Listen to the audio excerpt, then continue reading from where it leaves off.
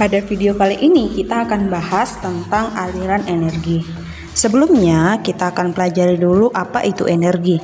Energi adalah kemampuan untuk melakukan kerja. Jadi sifat energi ini di ekosistem itu sesuai dengan hukum termodinamika.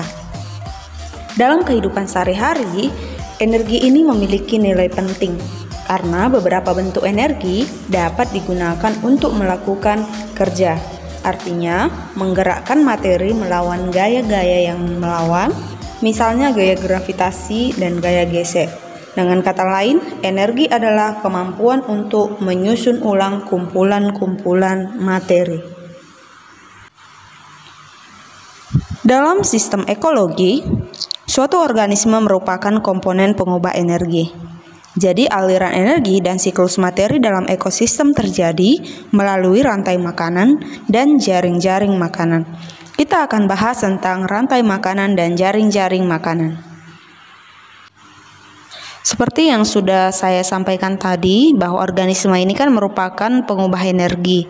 Jadi dalam suatu aliran energi ada yang dia perannya sebagai produsen, konsumen 1, konsumen 2, konsumen 3, dan ada yang peran sebagai pengurai. Nah, sifatnya itu kalau produsen ada yang organisme, ada yang fotosintetik. Konsumen 1 itu herbivore, konsumen 2 karnivor 1, konsumen 3 karnivor 2. Nah, sedangkan sebagai pengurai itu sifatnya mengubah zat organik. Nah, tingkat transfer energinya kalau misalnya produsen itu tingkat trofik 1, konsumen 1 itu tingkat trofik 2. Nah, konsumen 2 itu tingkat trofik 3, konsumen 3 itu tingkat trofik 4.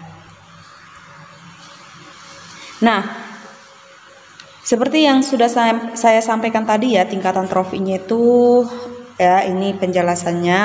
Misalnya kita ambil tingkat trofik 1 itu organisme heterotrof ya, tumbuhan hijau. Kemudian tingkat trofik 2 konsumen 1 atau konsumen primer itu organisme herbivore seperti ulat, serangga, siput, kambing, kerbau, dan lain-lain. Nah, sedangkan tingkat trofik 3 itu konsumen 2 atau konsumen sekunder. Nah, termasuk organisme karnivora ya, pemakan daging ya, seperti ayam, burung, harimau, singa, dan lain-lain.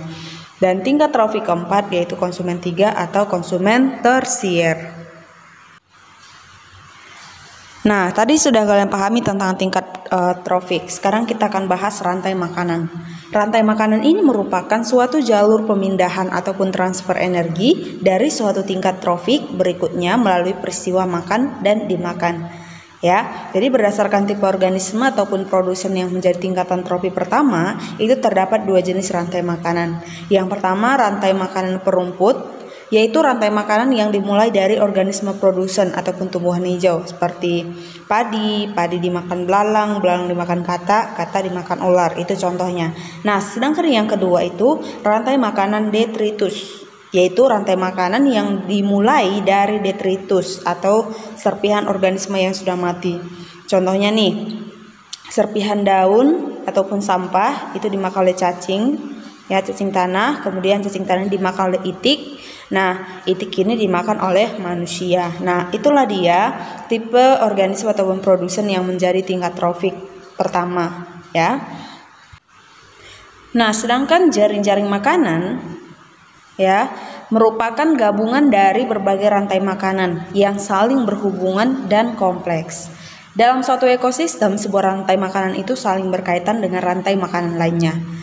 Semakin kompleks jaring-jaring makanan yang terbentuk, maka semakin tinggi tingkat kestabilan suatu ekosistem. Oleh karena itu, untuk menjaga kestabilan ekosistem, suatu rantai makanan tidak boleh terputus akibat musnahnya salah satu atau beberapa organisme. Berikut adalah contoh jaring-jaring makanan.